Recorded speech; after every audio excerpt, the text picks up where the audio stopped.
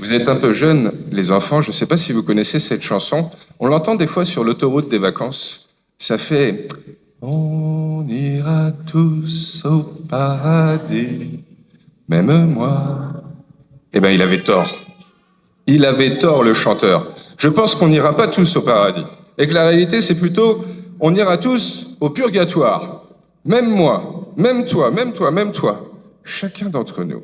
Parce que le paradis, c'est quoi? Il nous le dit souvent, Jésus. Le paradis, c'est être en Dieu. Et Dieu, c'est l'amour pur, la lumière parfaite.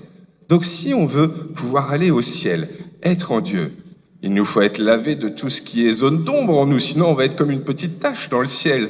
Il faut qu'on soit purifié de nos rancœurs, nos regrets, nos chagrins, nos colères, toutes ces petites choses qui sont nous-mêmes, qui nous font de temps en temps du mal, qu'on regrette, mais qu'on aime bien quand même, soyons honnêtes. Et donc il va falloir passer par la douche froide du purgatoire. Et selon qu'on a de la rancune, des cicatrices non réparées, ça risque de durer longtemps. Mais je crois, chers amis, qu'aujourd'hui, on vient d'entendre la clé parfaite pour gagner quelques jours de purgatoire. Pour réussir à résoudre dès aujourd'hui certains conflits et faire en sorte que le jour où on mourra, on les emmène pas avec nous dans l'au-delà. Et d'ailleurs, si ça peut résoudre certains conflits dès aujourd'hui, ça peut peut-être nous aider pour cette rentrée scolaire. Parce que je sais pas pour vous, mais je pense que tous, honnêtement, on a peut-être une, deux, trois personnes en ce moment avec qui on est dans l'incompréhension, la tension. Il y a eu un petit souci et puis malheureusement on reste dessus, on a du mal et ça nous prend le chou. Comment bien démarrer l'année? Sinon peut-être en pratiquant le mode opératoire parfait que Jésus vient de nous donner pour ou nous réconcilier, ou au moins tourner la page, et dans tous les cas, réussir à retrouver la paix et la sérénité. Et ce mode opératoire, il est tout simple, on vient de l'entendre. Ton frère te fait suer, va lui faire des reproches. Il t'écoute pas, balance tout à tout le monde. Il t'écoute toujours pas, bon bah ignore-le, pense qu'il vaut moins que rien. C'est ce qu'on vient d'entendre là. Non, vous n'êtes pas d'accord? Il y en a certains qui l'interprètent comme ça. Mais ça, c'est pas du Jésus. Jésus, c'est celui qui nous demande toujours de pardonner sans cesse et à l'infini. Comment il a pu dire ça? Est-ce qu'il nous inviterait à critiquer n'importe qui sur n'importe quoi dès qu'il y a le moindre petit truc qui nous déçoit? Non, je pense pas. Je pense qu'il nous invite à pardonner sans cesse, à être capable de vite tourner la page. Mais il y a des fois, on a beau essayer de pardonner, on n'y arrive pas toujours. Et il faut aller oser dialoguer. Mais alors, comment il nous invite à dialoguer là? Reprenons peut-être un petit peu mot par mot le texte, parce que trop souvent on le comprend mal, je crois. Il nous dit, si ton frère a péché contre toi, alors va le voir, reprends-le, et avec un peu de chance, tu auras gagné ton frère. Donc déjà, c'est pas n'importe qui, c'est mon frère. C'est celui avec qui j'ai une relation, celui que je suis censé aimer, ou que moi j'ai envie d'aimer, même si en ce moment c'est peut-être plus compliqué. Donc pas n'importe qui, mais ceux qui sont proches de moi. Et s'il a péché contre moi, pas s'il me déçoit. Le péché, c'est ce qui est pas ajusté là, qui a loupé son coup et qui fait mal. C'est si vraiment il m'a fait mal là, s'il m'a blessé, objectivement. Et moi, pas les autres, pas un idéal de morale. C'est si ton frère, celui avec qui tu as une relation, t'a fait mal à toi et seulement toi, là alors tu peux aller le voir. Essayer de le reprendre, non pas de l'enguirlander, peut-être sans le juger, juste lui dire comment on s'est senti blessé par lui et lui proposer notre aide pour permettre que la relation soit de nouveau belle et bonne. C'est ça qui veut, qu'on gagne nos frères, que ceux qui soient liés sur la terre, eh bien on réussisse à le délier pour pas l'emmener avec nous là-haut.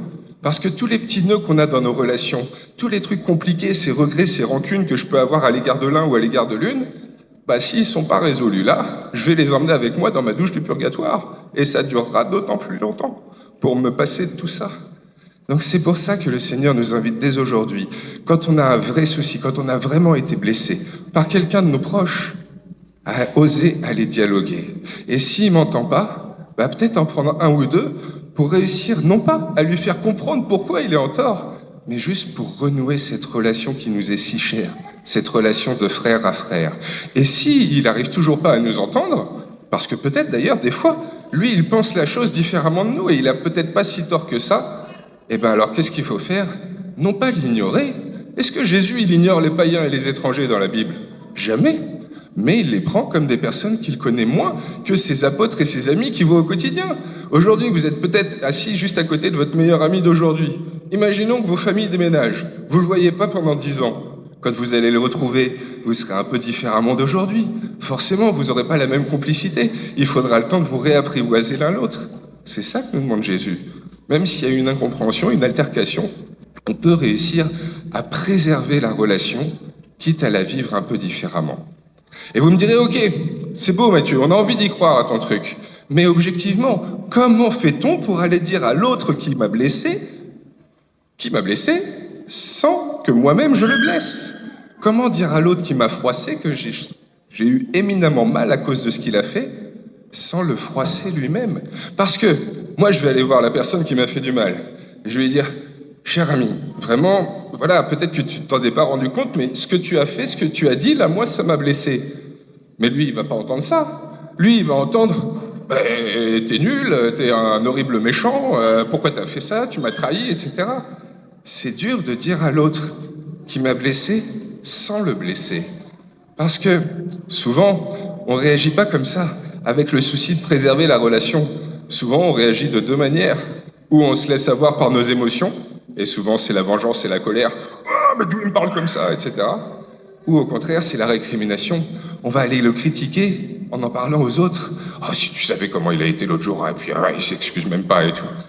Et on n'arrive pas à juste aller dialoguer, simplement, sans s'énerver, avec bienveillance et bonté. Mais des fois, l'insincérité, ça implique d'être ferme, d'être franc, de dire les choses, peut-être pas avec le sourire, il y a des gens qui ont été blessés, mais de le dire en vérité. Et je crois que ça peut toujours marcher. Je sais que je suis déjà un peu long, mais je me dis des fois un exemple, ça fait mieux comprendre la chose. Tu m'en veux pas, Sophie? Je me suis dit que tu pourrais être un bel exemple pour moi. Je l'ai pas prévenu à l'avance. Sophie est une très bonne amie. On va imaginer que ce soit la meilleure de mes amies. Et Sophie, depuis des années, elle me parle du badminton. Et donc je me dis, allez, c'est la rentrée scolaire, je vais m'inscrire au badminton. Quand même, elle me donne bien envie d'essayer. Et là, j'arrive au badminton, et ma meilleure amie Sophie, je me rends compte que quand elle est la capitaine de l'équipe, elle n'est pas comme je la vois d'habitude.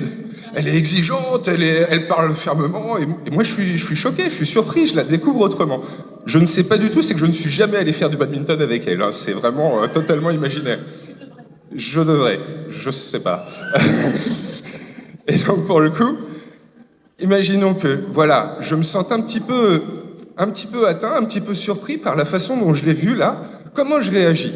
Est-ce que je lui dis là devant tout le monde, non mais d'où tu me parles comme ça Sophie? Attends, je te reconnais pas là, d'habitude t'es ma meilleure amie, t'es toujours toute gentille et tout, et puis là, hop hop hop hop hop. Est-ce que je réagis comme ça? Ou est-ce qu'au contraire, après, dans le vestiaire, je vais dire aux autres, oh, mais vous la connaissiez comme ça Sophie? Non mais quand même, elle est hyper exigeante et tout et tout. Je suis pas sûr que ça va nous aider à nous retrouver dans notre belle relation d'amitié. Alors que si j'ose la voir, et que je lui dis, voilà, honnêtement, j'ai découvert une nouvelle facette de toi, j'ai été surpris et je me suis vraiment pas senti à l'aise, voire même, ça m'a fait un peu mal. Je lui dis, elle l'entend pas, et peut-être qu'elle, elle fait bien dans son style. Donc là, je décide d'aller prendre 2 ou 3 avec moi dans l'équipe pour la revoir et lui redire ça. Et peut-être que dans l'équipe même, il y en a qui vont être contents de la voir comme ça parce qu'ils se disent, mais non, on est en compétition, on veut être les premiers, donc on a besoin d'un capitaine d'équipe qui soit exigeant, qui nous fasse une bonne discipline. Et donc, qu'est-ce qui vaut mieux? Est-ce qu'il vaut mieux que je revienne au badminton pour récriminer intérieurement, pour me dire que j'aime pas quand je la vois comme ça, pour essayer de la faire changer elle? Ou est-ce qu'au contraire, à un moment, peut-être que je peux me dire, qu'est-ce qui est le plus important? La belle amitié que j'ai avec elle?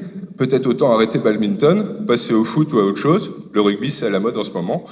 Et pour le coup, au moins, voilà, le plus important, notre amitié, notre fraternité est préservée. Mais ça, je pourrais pas l'obtenir si je suis pas sincère, et c'est dur, et des fois ça oblige d'être ferme. Si je me laisse aller à mes émotions, à la critique ou à la récrimination, et si j'ai pas toujours pour souci premier, non pas moi qui ai été blessé, non pas un idéal de morale, mais l'autre et la belle relation que j'ai avec. Parce que si on fait ça, comme nous dit Jésus, c'est pour une seule chose, l'amour, pour l'amour, dans l'amour.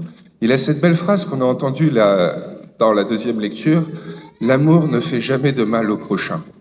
Quand je vais dire à l'autre comment il m'a blessé, c'est juste pour préserver l'amour, l'amitié qu'on a ensemble. Et je vais finir juste là-dessus. Ah, toute dernière phrase de l'Évangile, il nous dit un truc que moi j'ai toujours eu beaucoup de mal à imaginer. Il nous dit, notre Jésus, quand vous êtes deux ou trois et que vous pensez à moi, je suis là au milieu de vous. Donc là, on est plusieurs, même plus que deux ou trois. Donc il est là au milieu de nous. Vous le voyez comment là? Un peu en mode posture yoga, maître Jésus en lévitation, là, ouh, avec des petits oiseaux autour. Peut-être, hein? Mais moi, je l'imagine pas comme ça. Pas comme un fantôme au milieu de nous. Moi, je crois qu'il est beaucoup plus là, dans ce dialogue, sincère, franc, fait avec espérance en l'amitié et la fraternité. Dialogue, ça veut dire la parole entre des personnes. Et dans la Bible, le logos, qui a donné log dans dialogue, c'est Jésus. Donc c'est Jésus entre nous. Je pense que Jésus est beaucoup plus dans ces paroles de réconciliation qui dépassent les frictions, dans cette écoute attentive et dans cette espérance en l'amour, plutôt que dans une espèce de fantôme d'âme de lui au milieu de nous. Oui, il est bien là. Il passe par nos cœurs, par nos bouches et par toute cette réconciliation à laquelle on croit même quand elle est dure à obtenir. Eh bien, peut-être juste pensons que les conflits qu'on subit en ce moment, qui sont pas faciles dans nos vies, eh bien, ils sont à portée de main de les faire disparaître, de les dépasser. Comment? En faisant du Jésus-Christ. Non pas en nous laissant avoir par nos rapides émotions ou par l'envie de la récrimination, mais juste en essayant de dialoguer avec sincérité et charité. Parce qu'il n'y a bien que comme ça que pourra être préservée notre fraternité, notre amitié.